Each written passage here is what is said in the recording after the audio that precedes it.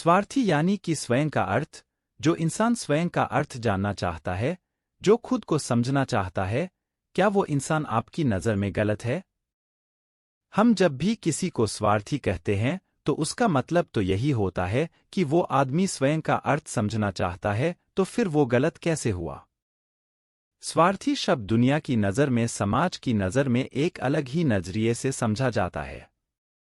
अक्सर हम अपने आसपास ऐसे बहुत से लोगों को देखते हैं जो स्वभाव से बहुत अच्छे प्रतीत होते हैं, यानी कि सब लोगों की मदद करते हैं, सबसे अच्छा व्यवहार रखते हैं। लेकिन इसके साथ हमने ये भी देखा होगा कि ऐसे लोग जो स्वभाव के अच्छे होते हैं, दूसरों की मदद करते हैं, वो दुखी भी ज्यादा रहते हैं, और जो लोग स्वार्थी होते हैं वो फलते फूलते चले जाते हैं। तो ऐसे में परमात्मा की सत्ता पर उंगली उठाना निश्चित है। लेकिन अगर ये सत्य है तो हमें कौन सा मार्ग अपनाना चाहिए? क्या हम भी दूसरों के जैसे बन जाए? पता नहीं आप में से कितने लोग ये मानते हैं कि अच्छे लोग जीवन में बहुत दुखी रहते हैं, लेकिन इसके पीछे का सत्य क्या है? अगर हम इसके पीछे का सत्य नहीं जानेंगे, नहीं पहचानेंगे, तो कहीं ना कहीं हमारा अवचेतन मन भी बुराई की तरफ झुक जाएगा। इसीलिए अपने मन में ऐसे विचार पनपने से पहले इस बात की पूरी सच्चाई, पूरा निष्कर्ष निकाल लें, ताकि भविष्य में आपको अपने अच्छे होने पे पश्चाताप ना हो, दुख ना हो। आज की जो बौद्ध कहानी में आपको सुनाने वाला हूं, उसमें आपको 5 ऐसे तरीके पता चलेंगे जिसके माध्यम से अगर आप कर्म करते हैं तो आप अच्छे कर्म भी कर पाएंगे और दुखी भी नहीं होंगे। एक गांव में आनंद नाम का एक युवक रहता था। उसका भरा पूरा परिवार था। उसके 2 बच्चे थे, उसकी पत्नी थी, लेकिन उसके माता पिता इस दुनिया से चल बसे थे। इसीलिए पूरे परिवार की जिम्मेदारी उसी के कंधों पर थी। बच्चे अपनी पढ़ाई करते थे और उसकी पत्नी अपने घर गृहस्थी के कामों के साथ गाय, भैंस, बकरी इत्यादि का दूध बेचकर अपना घर चलती थी और आनंद पहाड़ में पत्थर तोड़ने का काम करता था। बहुत ही मेहनत भरा काम था। पूरे दिन काम करता तो रात को थक कर घर पर वापस लौटता। लेकिन इतनी मेहनत करने के बाद भी अगर आनंद को गांव का कोई भी आदमी मदद के लिए बुलाता तो आनंद कभी भी मना नहीं करता था। उसके जीवन का एक ही सिद्धांत था, अगर मैं दूसरों की मदद करूंगा तो परमात्मा मेरा साथ देंगे। परमात्मा मेरे साथ कुछ बुरा नहीं होने देंगे। आनंद अपने इस सिद्धांत का पालन बहुत ही कड़ाई के साथ करता था। वह इस सिद्धांत पर इतना विश्वास करता था कि अगर कोई बाहर का आदमी उससे मदद मांग ले तो वो अपने घर का काम भी अधूरा छोड़कर उस आदमी की मदद करने के लिए पहुंच जाता था, जिसकी वजह से उसकी पत्नी बहुत परेशान रहती थी। वो अक्सर आनंद को समझाने की कोशिश करती थी कि सबसे पहले अपना काम करो। अपने परिवार को देखो, 2 बच्चे हैं हमारे और फिर भी तुम दूसरों के काम करने में लगे रहते हो।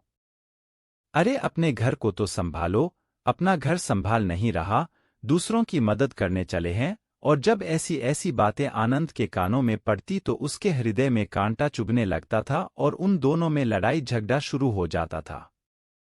अक्सर उनके लड़ाई झगड़े का यही सबसे बड़ा कारण होता था, लेकिन ना तो आनंद अपने आप को बदल पाया और ना ही उसकी पत्नी ने उसको समझाना कभी बंद किया। इसी वजह से आए दिन उनके घर में क्लेश होता रहता था।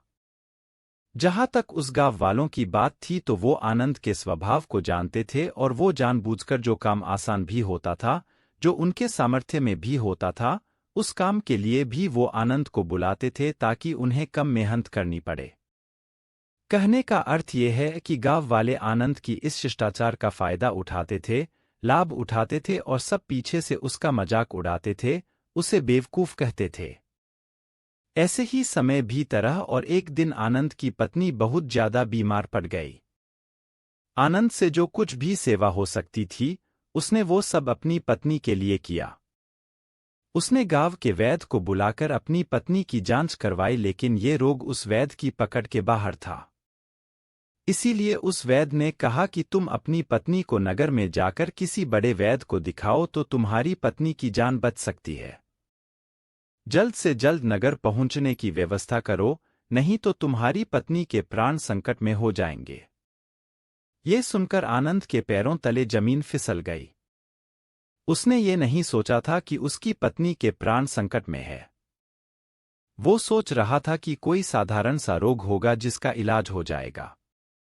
लेकिन जब उसने वैद्य की यही बात सुनी तो वो घबरा गया। अब पत्नी को नगर तक कैसे लेकर जाएं? क्योंकि उसके पास इतना धन नहीं था कि वो अपनी पत्नी के लिए एक घोड़ागाड़ी करके उसमें अपनी पत्नी को लिटाकर नगर में ले जा सके। उसकी पत्नी की हालत बिल्कुल चलने की भी नहीं थी, इसलिए उसे नगर पहुंचाने के लिए किसी घोड़ागाड़ी की जरूरत थी। संयोग से उसके पड़ोसी धनमू के पास एक घोड़ागाड़ी थी। वो अक्सर व्यापार के लिए अपनी घोड़ागाड़ी नगर में लेकर जाया करता था। इसीलिए आनंद के मन में विचार आया कि मैं धनमू की घोड़ागाड़ी ले सकता हूं। मैं धनमू की इतनी मदद करता हूं, कभी उसके काम को नहीं टालता तो वो तो मेरे काम को कभी मना ही नहीं कर सकता। और यही सोचकर वो घोड़ागाड़ी लेने के लिए धनमू के पास पहुंच जाता है। लेकिन धनमू बहुत ही चालाक इंसान था। वो बिना किराए के अपनी घोड़ागाड़ी अपने सगे संबंधियों के लिए भी नहीं ले जाता था, तो आनंद की तो दूर की बात रही। जब आनंद ने उससे घोड़ागाड़ी के बारे में पूछा तो उसने ये कहकर उसका ये काम टाल दिया कि मेरे घोड़े बहुत ज्यादा बीमार है, वो शायद बच भी मुश्किल से पाएंगे। 5 दिनों से वो कुछ नहीं खा रहे, तो ऐसे में बेचारा घोड़ागाड़ी लेकर कहाँ नगर तक पहुंच पाएगा। हाँ, अगर तुम कुछ धन की व्यवस्था कर सकते हो तो मैं अपने एक मित्र की घोड़ागाड़ी तुम्हारे लिए मंगवा सकता हूं। ये सुनकर आनंद परेशान और चिंतित हो गया, क्योंकि उसके पास धन तो था ही नहीं। इसका मतलब उसकी पत्नी बड़े नगर में वैद्य के पास इलाज के लिए पहुंच ही नहीं पाएगी। उलझन भरे हुए विचार लिए हुए जब आनंद वापस आ रहा था तो उसने एक दिल दहलाने देने वाला दृश्य देखा।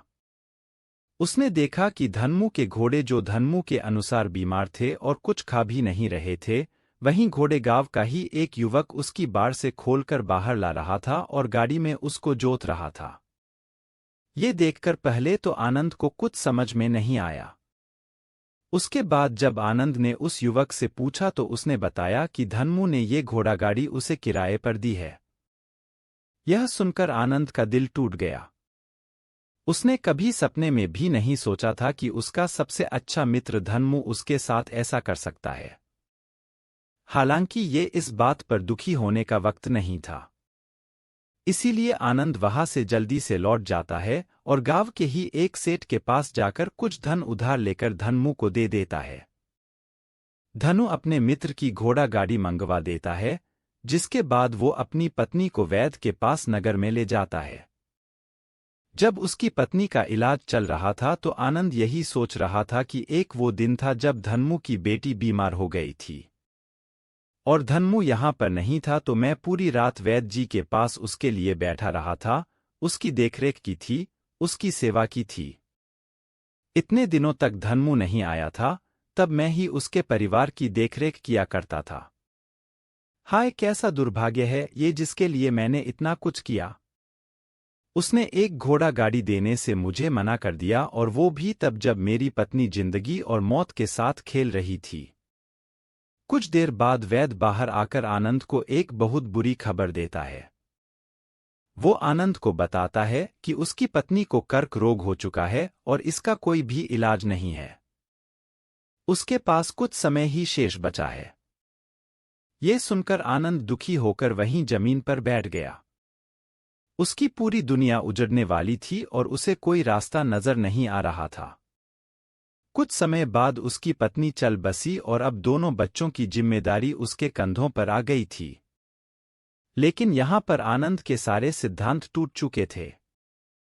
उसके सारे भ्रम खत्म हो चुके थे। अब उसके दिमाग में एक ही बात थी कि अच्छा कर्म करने से परमात्मा साथ नहीं देता, बल्कि बुरे लोग फलते फूलते हैं, और इस बात का मैं सबसे बड़ा गवाह हूं। ये विचार अक्सर उसके दिमाग में चलते रहते थे और इसी वजह से उसका मन धीरे धीरे संन्यस्त हो गया। देश दुनिया से दूर हट गया और एक दिन ऐसा भी आया जब वो अपने बच्चों को अपने रिश्तेदारों के पास छोड़कर इस देश दुनिया को त्याग कर एक सन्यासी बनने के लिए घर से निकल पड़ा। उसने गांव में किसी को कुछ नहीं बताया। किसी को नहीं पता था कि आनंद अचानक कहाँ गायब हो गया। सन्यास की दीक्षा लेने के लिए वो एक बौद्ध भिक्षु के पास पहुंचता है। बौद्ध भिक्षु उस समय ध्यान में बैठे हुए थे। ध्यान से बाहर आने के बाद वो बड़े ध्यान से आनंद के चेहरे को देखते हैं और उससे सन्यासी बनने का कारण पूछते हैं। इस पर आनंद उन्हें अपनी पूरी आपबीती सुना देता है और कहता है कि हे महात्मा, इस दुनिया से मुझे कुछ भी हासिल नहीं हुआ। मेरा मन इस दुनिया से विरक्त हो चुका है। जब अपने दोस्तों ने ही मेरा साथ नहीं दिया तो इस दुनिया में रहने का क्या मतलब? और इसी वजह से मैं सन्यासी बनना चाहता हूं। ये सुनने के बाद बौद्ध भिक्षु ने उपदेश देना शुरू किया। उन्होंने कहा कि याद रखना बेटा, जीवन से विरक्त होकर सन्यासी बनना तुम्हें परम सुख तक कभी नहीं पहुंचा सकता, परमानंद तक कभी नहीं पहुंचा सकता। तुम दुनिया से अपने मन पर एक बोझ लेकर विरक्त हुए हो। तुम दुनिया से परमात्मा की खोज करने के लिए विरक्त नहीं हुए हो। इस भ्रम में कभी मत रहना। तुम संसार से विरक्त हुए हो क्योंकि संसार ने तुम्हें धोखा दिया, ऐसा तुम्हें लगता है, इसीलिए तुम परमात्मा पे कभी विश्वास नहीं कर पाओगे और ना ही उन पर अपनी पूर्ण आस्था बना पाओगे। इसीलिए सन्यासी होने का भी तुम पूरा लाभ कभी नहीं उठा पाओगे। सन्यासी होने का लाभ तब मिलता है जब हमारी प्रभु में, परमेश्वर में, परमात्मा में पूर्ण आस्था बन जाती है। मैं तुमसे पूछता हूं, क्या तुम्हारी आस्था परमात्मा में है? ये सुनकर आनंद कहता है कि हे महात्मा, मैं तो दुनिया देख कर आया हूं कि जो बुरे कर्म करता है वो फलता फूलता है और जो अच्छा काम करता है उसे कुछ भी नहीं देता। परमात्मा उसे दुख ही दुख देता है। इसीलिए मैं परमात्मा पर अपनी पूर्ण आस्था कैसे बना सकता हूं? ये सुनकर उस बौद्ध भिक्षु ने कहा कि यही तो मैं तुम्हें समझाना चाहता हूं कि तुम पूरी ऊर्जा अपनी सन्यासी जीवन में लगाओ और उसके बाद भी तुम्हें फल प्राप्त ना हो तो तुम्हें कैसा लगेगा। इसीलिए किसी की भी मदद करने के लिए मैं 5 सिद्धांत तुम्हें बताता हूं। ये 5 सिद्धांत समझकर संसार में वापस लौट जाओ और संसार में एक ग्रस्त जीवन जियो। उसके बाद ही सन्यासी जीवन का उदय होता है। जब हम अपने ग्रस्त जीवन को पूर्ण रूप से समझ लेते हैं और अपनी जिम्मेदारियों का निर्वाह कर देते हैं। ये कहकर बौद्ध भिक्षु ने कहना शुरू किया कि जब भी तुम किसी की सहायता करते हो, किसी की मदद करते हो, तो उसमें सबसे पहली बात, सबसे पहला सिद्धांत जो ध्यान में रखने का होता है वो होता है कि किसी की मदद करते वक्त, किसी की सहायता करते वक्त कभी भी उससे उम्मीद मत रखना। ये मत सोचना कि आज मैंने इसकी सहायता कर दी, मदद कर दी, तो कल बदले में ये भी मेरी सहायता करेगा, मेरी मदद करेगा। अगर तुम ऐसा सोचोगे तो तुम्हें जीवन में दुखों का सामना करना ही पड़ेगा, क्योंकि एक नहीं तो दूसरा या दूसरा नहीं तो तीसरा कोई ना कोई तुम्हारी उम्मीद जरूर तोड़ेगा और वास्तविकता में वो मदद या वो सहायता नहीं होती है। वो हमारे लालच का ही एक रूप होता है। हम उसकी सहायता या मदद निर्भर तरीके से नहीं कर रहे हैं। हमारे मन में लालच का भाव है, हमारे मन में बदले का भाव है। हम ये सोचकर मदद करते हैं कि इसकी मदद कर देता हूं तो कल ये मेरा भी मदद करेगा, और यही लालच हमें अक्सर उन लोगों की मदद करने पर विवश करता है जो किसी ना किसी रूप में धनवान होते हैं, क्योंकि हमें लगता है कि कल ये आदमी धन के द्वारा मेरी मदद कर सकता है, और इसीलिए जिस इंसान को वास्तविकता में मदद की आवश्यकता है, हो सकता है वो गरीब हो, लेकिन हमारा मन अपने लालच के वशीभूत होकर उसकी मदद कभी नहीं करेगा। इसीलिए किसी की मदद और किसी की सहायता करने के अपने विचार को विस्तार दो। केवल एक प्रकार के वर्ग के लिए अपनी सहायता या अपनी मदद पेश मत करना, उन सबके लिए समान होनी चाहिए।